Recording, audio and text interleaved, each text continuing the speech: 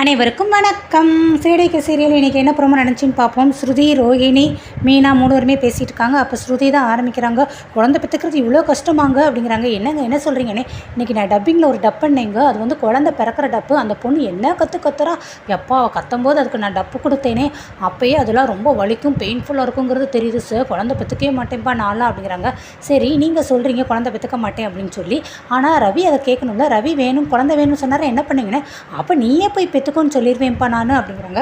ரோஹிணி குழந்தை பிறக்கிறது அந்த விஷயத்தை எல்லாமே சொல்கிறாங்க. குழந்தை பிறக்கணும் அவ்வளோ கஷ்டங்க, இந்த மாதிரிலாம் பண்ணணும் அப்படின்ட்டு. அப்பப்பா என்னெல்லாம் முடியாதுப்பா. ஆமாம் நீங்கள் என்ன குழந்தை பெற்றுக்கிட்ட மாதிரியே அப்படியே ரியாக்ஷனோடு சொல்கிறீங்களேன்னு. இல்லை என் கிளைண்ட்லாம் வருவாங்க, அவங்க பேசி நான் கேட்டிருக்கேன் அப்படிங்கிறாங்க. ஓ அப்படியா அப்படிங்கிறாங்க. சரி மீனாவும் அன்னார் சொல்கிறாங்க. ஆமாம் ஆனால் அந்த குழந்தைய இப்போ எடுத்து நம்ம கையில் வைக்கும்போது அது சிரிக்குமே, அந்த சிரிப்பை பார்த்தாலே அந்த பெயின் எல்லாம் நமக்கு மறந்துருங்க அப்படிங்கிறாங்க. அது எப்படி சொல்கிறீங்க மீனானே, எங்கள் அம்மா சொல்லியிருக்காங்கல்ல அப்படிங்கிறாங்க. நம்மளாவது இப்போ 1 2 3 பெற்றுக்கிறோம், ஆனால் முந்தைய காலத்தில் பார்த்தீங்களா 8 9 பெற்றுக்கிட்டாங்கல்ல அப்படிங்கிறாங்க. அந்த தாத்தா பாட்டிகளாம் ஏன் அப்படி பண்ணுறாங்க, அவங்களோட ஒய்ஃபோட வேதனை தெரிஞ்சுருந்தால் அவங்க நெக்ஸ்ட்டு குழந்தை வேண்டான்னு இருக்கும்ல.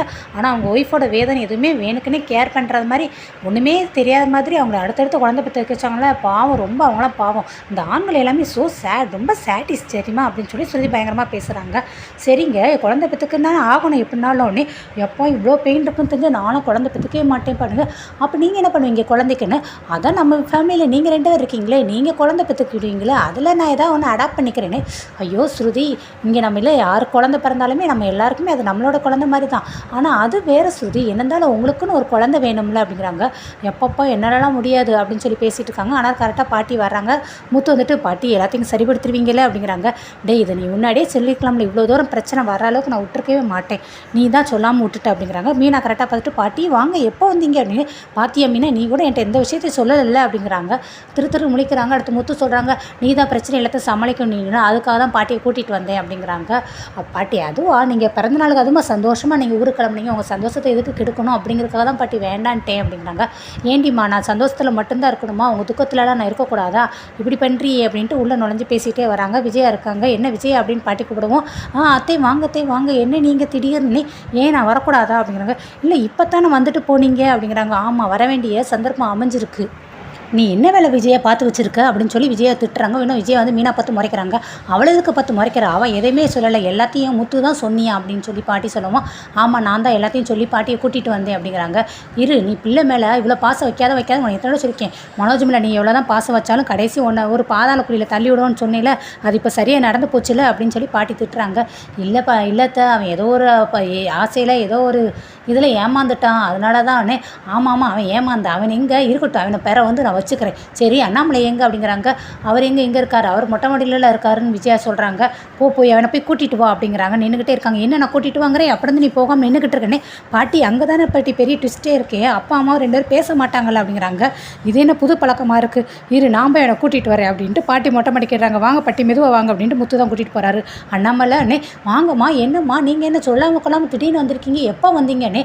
ஆமாம் நீ கூட தான் என்கிட்ட நிறைய விஷயத்த சொல்லாமல் மறைக்கிற, அதுக்கு என்ன பண்ண முடியும், முத்து தான் எல்லாத்தையும் சொல்லி கூட்டிகிட்டு வந்தான் அப்படிங்கிறாங்க. அதுக்கு என்னடா நீ உன் பொண்டாட்டி இவ்வளோ சொல்லிக்கு சின்ன பிள்ளைத்தனமாக இப்போ வர பைய பண்ணுறீங்க 2 பேரும், இன்னும் 25 வயசு தான் ஆகுதா, 2 பேரும் சண்டை போட்டுட்ருக்கீங்கன்னே. அம்மா அவள் செஞ்ச காரியம் எப்படிமானே தெரியுதுப்பா, அவள் என்ன செஞ்சா ஏது செஞ்சானே, ஏதோ பிள்ளை மேலே உள்ள பாசத்தில் அப்படி பண்ணிட்டானே, பிள்ளை மேலே உள்ள பாசத்தில் அப்படி பண்ணிட்டா அதெல்லாம் சரிதாம்மா. ஆனால் அவள் பெரிய தப்பு என்னடனா, மீனாவோட அவங்க அம்மா மேலேயும் பழிய தூக்கி போட்டதும் உங்கள் மேலே தூக்கி பழிய போட்டிருந்தாம்மா, அதுதான் என்னால் தாங்க முடியும்னு. என்னடா பண்ணுறது, என் மேலே பழிய போட்டிருந்தாலும் அவளோட பிறவி காணோண்டா, நரி தந்திரமானதுங்கிறத எப்போனாலும் நிரூபிச்சுக்கு தானே காட்டும். அதுக்கு என்ன பண்ணுறது, அவளை மன்னிச்சு விட்டுற வேண்டியதானே. சரிம்மா நான் அவளை மன்னிச்சு விட்டுறேம்மா, ஆனால் அதுக்கு முன்னாடி அவளை மீனா கிட்டக்க மன்னிப்பு கேட்க சொல்லுங்கம்மான்னு. மீனா கிட்டக்க மன்னிப்பா எதுக்கு அப்படிங்கிறாங்க. என்னம்மா கேட்குறீங்க, அவள் மீனா கிட்டக்க அவங்க அம்மா மேலே பழிய போட்டது இல்லாமல் அவளோட வலையில் எல்லாத்தையும் கலட்டி இந்த நகைக்காக தானே இப்படி பண்ண அப்படின்னு சொல்லி மீனாவோட மூஞ்சில் விட்டு எரிஞ்சிட்டாமா அப்படிங்கிறாங்க. ஓ இந்த வேலையெல்லாம் அவள் செஞ்சுருக்காளா, இதெல்லாம் முத்துப்பையன் என்கிட்ட சொல்லவே இல்லையே அப்படிங்கிறாங்க. சரி அது ஒரு பக்கம் இருக்கட்டும், அதுக்கு ஒரு பஞ்சாயத்து நான் வச்சு நான் என்ன தீர்த்துக்கிறேன். ஆனால் விஜயை வந்து மீனா கிட்டக்க மன்னிப்பு கேட்குறது இப்போதைக்கு வேண்டாம்ப்பா, நம்ம அவளை மன்னிப்பு கேட்க வச்சிடலாம். ஆனால் அவள் ஆரம்பத்துலேருந்தே மீனா கிட்டக்க சரியாக பேசுறது கிடையாது, அவள் ஒரு மருமகளாக நினைக்கிறது கிடையாது, அவளை இன்ன வரைக்கும் ஏற்றுக்காம தான் இருந்தாள். ஆனால் நம்ம இப்போ மன்னிப்பு கேட்க வச்சுட்டோன்னு வச்சுக்கோ, இதுவே அவளுக்கு பெரிய வைராக்கிய காரியம் வேணவா, இதுவே அவளுக்கு ஒரு பெரிய திமிராயிரும். கடைசி வரைக்கும் மீனாவை எப்போவுமே மருமகளை ஏற்றுக்கவே மாட்டான், இன்னும் மேலும் மேலும் மீனாவை கொடுமைப்படுத்திட்டே தான்ப்பா இருப்பா அப்படிங்கிறாங்க. இப்போ அதுக்கு என்னதாம்மா வழி அப்படிங்கிறாங்க. நான் அதை பேசி சமாளிக்கிறேன்ப்பா, நீ கீழே வா வந்து அவ கூட பேசவானே. இல்லைம்மா அதுக்கு என் மனசு மனசு எதுவுமே ஏற்றுக்கலம்மா அப்படின்னு சொல்லி அண்ணாமலை ஏற்றுக்கவே முடியல அப்படின்னு சொல்லி சொல்கிறாரு. ஆனால் பாட்டி வந்து சொல்கிறாங்க, இப்போ நம்மக்கிட்ட தான்ப்பா பிள்ளைக்கு இது எல்லாத்தையும் கற்றுக்கிடுங்க. உன் பிள்ளைகள் எல்லாம் கல்யாணம் ஆகி இப்போ மருமகளோடு இருக்காங்கல்ல, அவங்களாம் உங்களை பார்த்து இதே பிள்ளை நாலு பிள்ளை சண்டை போட்டு பேசாமல் இருந்தால் குடும்பம் எப்படிப்பா ஒத்துமையாக இருக்க போகுது? குடும்பத்தில் எல்லாரும் ஒருத்தருக்கு விட்டு கொடுத்து தான்ப்பா போகணும். அம்மா சொன்னால் கேட்பில, இதுக்கு முன்னாடி அப்படி தானே இருந்து, இப்போ மட்டும் என்ன புதுசாக அம்மா சொன்னால் கேட்க மாட்டேங்கிறேன் அப்படிங்கிற.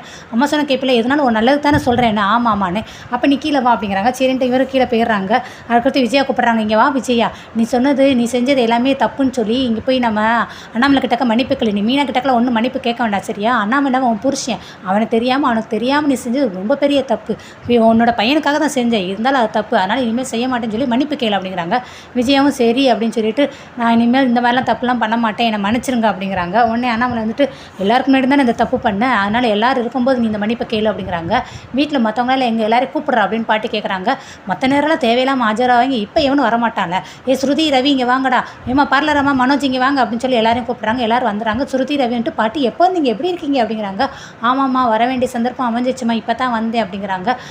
வீட்டு விஷயம் எல்லாமே தெரிஞ்சதுனால தான் வந்திருக்கேனே. ஆக்சுவலி பாட்டி மீனா மேலே எந்த தப்பும் இல்லை, தப்பு எல்லாமே ஆன்ட்டி மேலே தான் அப்படின்னு சொல்லி பாட்டிக்கிட்ட சொல்கிறாங்க. ஆமாண்டியம்மா எல்லாமே எனக்கு தெரியும் தான். இப்போ உங்கள் அத்தை வந்து மாமா கிட்டக்க மன்னிப்பு கேட்பா அவங்க எல்லோரும் முன்னாடியும் அப்படிங்கிறாங்க. சரி கேளு அப்படிங்கிறாங்க. போ அப்படிங்க அக்கா சொல்கிறாங்க. இனிமேல் இந்த மாதிரி தப்புலாம் பண்ண மாட்டேன், என்னை மன்னிச்சிருங்கன்னு. சரின்னு சொல்லேன்டா நீ அப்படின்னு பாட்டி சொல்கிறாங்க. சரி அப்படின்னு சொல்லி அண்ணாமலை சொல்கிறாரு. அப்பா பாட்டி ஒரு வாரமாக பிரச்சனை தீர்க்காமல் எப்படி வருதுன்னு ரொம்ப சமாளிச்சுக்கிறாமல் முடியாமல் எல்லோரும் போட்டு தலையை பிச்சுட்டு இருந்தோம். வந்த கொஞ்சம் நேரத்தில் இந்த பிரச்சனை எல்லாத்தையும் தீர்த்துட்ட பாட்டி அப்படிங்கிறாங்க. டே மனோஜ் இங்கே வாடா அப்படிங்கிறாங்க. பாட்டி என்ன பாட்டின்னு கிட்டக்க போய் ஆசையாக உட்காராரு. மனோஜை பாட்டி சப்புன்னு ஒரு அரைகிறாங்க. பாட்டி அப்படிங்கிறாங்க. என்ன பாட்டி, உங்கள் அம்மா ஆரம்பத்துலேருந்தே உன்னை இப்படி அடித்து வளர்த்துருந்தா நீ இந்த மாதிரி தப்புலாம் செஞ்சுருக்க மாட்டடா. அந்த தப்புக்கு எல்லாத்துக்கும் நீ தாண்ட மெயினாக மூல காரணமாக இருந்தவன். பாட்டி இதுவே அவன் ஊரில் உங்கள் கையிலால் வளர்ந்தான்னு வச்சுக்கோங்க, இந்நேரம் வேப்பங்குச்சியை ஓட்டச்சி அவனை ஓட நல்லா விரட்டி இருப்பீங்கல்ல அப்படின்னு சொல்லி முத்து சொல்கிறாங்க. ஆமாடா அவனை நல்லா அடித்து வளர்த்துருக்கோண்டா. ஏண்டிம்மா அந்த வீட்டு மூத்த மருமகளே அப்படின்னு சொல்லி ரோகிணியை பார்த்து கூப்பிட்றாங்க. பாட்டி அப்படிங்கிறாங்க. ஏமா அவங்க அம்மா தான் அவனை செல்லம் கொடுத்து ரொம்ப கன்றாவியை வளர்த்து வச்சிருக்கா. அவனை கட்டிக்கிட்ட வந்து நீ ஏதாவது அவனை கைக்குள்ளே போட்டு ஒழுங்காக கவனமாக வளர்த்துருக்க வேண்டாம். அவன் தப்பு செஞ்சுக்கும் போதே நீ அவனை என்ன எதுவும் தட்டி கேட்டிருக்க வேண்டாம். இல்லை பாட்டி தெரியாமல் அவர் ஏமாந்துட்டாருன்னு. ஏண்டிம்மா அவன் ஏமாந்துட்டான் அப்படின்னா அடுத்தவங்களை அவன் ஏமாற்றுவானா? இது தப்பு இல்லையா? நீ அதை கரெக்டாக என்ன எதுவும் கேட்க மாட்டியா? இனிமேல் நீ தான் அவனை கைக்குள்ளே போட்டு அவனை கரெக்டாக திருத்தி கொண்டுட்டு வந்திருக்க அப்படிங்கிறாங்க. பாட்டி அதுக்கெலாம் இனிமேல்லாம் தனியான டிகிரி தான் படிக்கணும் அப்படின்னு சொல்லி ரவி கூப்பிட்றாங்க. டே நீ ஏட்டி சும்மா இருடா, அவன் திருப்பி இன்னொருக்க படிக்க போகிறேன்னு சொல்லி இன்னொருக்க பேர போகிறான். அவன்லாம் படித்த பெரிய அதிவாலியான மேதாவியாக இருக்கிறவன், அப்படி படித்த கூமுட்டடாவன் அப்படின்னு சொல்லி முத்து சொல்கிறாங்க. இவனுக்கு வந்து எப்போ தான் பொறுப்பு வரும் அப்படின்னு பாட்டி கேட்கவும், பாட்டி இவனுக்கு வந்து பொறுப்பு வர்றதுக்கு நான் வேணால் ஒரு ஐடியா கொடுக்கட்டுமா அப்படிங்கிறாங்க. என்ன அப்படிங்கிறாங்க. அவன் 29 லட்சம் அந்த வீட்டுக்கு கொடுக்க வேண்டியது இருக்குது, அதை இப்போதைக்குள்ளே அவன் தரமாட்டான். அதனால் என்ன பண்ணுறீங்க, அவனை மாதம் ஒரே நாளில் அவனால் கொடுக்க முடியாது, அதனால் மாதம் அவன் 50,000 கொடுக்க சொல்லுங்கள். அவன் தான் கடன் வச்சிருக்காளே. அடே நான் எப்படி அவ்வளோ அமௌண்ட்டை நான் கொடுப்பேன், எனக்கு நிறைய கமிட்மெண்ட் இருக்குது, நிறைய வெளியில் கடன் வேறு இருக்குது, அந்த கடனாக அடைக்கணும். பாருங்கள் ரோகிணி எனக்கு கல்யாணம் பண்ணிட்டு வந்து அவள் பாவம் மஞ்சக்கயிறு தான் போட்டிருக்கா, அவளுக்கு தாலி வாங்கணுன்னே. டே அதெல்லாம் உன் பர்சனல் விஷயத்தெல்லாம் பெற பண்ணுறா, நீ கடன் அடடா, அதுக்கப்புறம் உன் கடமையை செய்யடா அப்படிங்கிறாங்க. உடனே ஸ்ருதி வந்துட்டு முத்து சொல்கிறதும் கரெக்டு தான், அவருக்குன்னு ஒரு ரெஸ்பான்சிபிலிட்டி இருந்தால் தானே அவர் பொறுப்போடு அக்கறையோடு இருப்பார், அவருக்கு மாதம் அந்த கடனை கொடுத்துட வேண்டியதானே அப்படின்னு சொல்லி ஸ்ருதியும் சொல்கிறாங்க. ஏண்டியம்மா நீ சொல்கிற ஐடியா எல்லாமே முத்து சொல்கிற ஐடியா எல்லாமே கரெக்டாக தான் இருக்குது, நீ கரெக்டாக ரூபா கொடுத்துருடா அப்படின்னு சொல்லி அவங்க பேசுகிறாங்க. அடுத்து ரோகிணியும் சொல்கிறாங்க. நீ தான் ரோகிணி இதுக்கு பொறுப்பு, நீ தான் அதை ஏற்றுக்கணும் அப்படிங்கிறாங்க. அடுத்து விஜயை கூப்பிட்டுட்டு நீ தானே அவன் தப்பு செய்ய தூண்டுன, இப்போ நீயே சொல்லு கடனை அடைக்கணும்னு சொல்லு அப்படிங்கிறாங்க. டே அவங்க கொடுக்க வேண்டிய ரூபா எல்லாத்தையும் சீக்கிரமாக கொடுத்துருடா, அதனால தான் இப்போ பிரச்சனையே வந்துச்சு.